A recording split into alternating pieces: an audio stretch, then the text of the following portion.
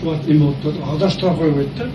Janağında özümçe çıkkanda neme oldu. Tak, sen de men de istedim. Bir birazını kaldırıp etin dedim mi?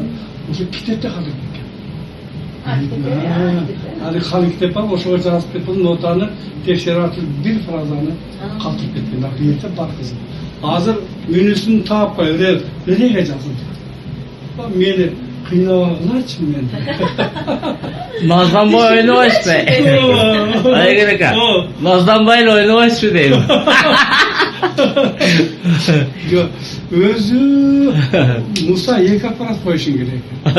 Birösünü ün жазып, birösünü akordeon жазып, ökö iki bölük жазса iki liniyaga, oşanda sonun olur деген да.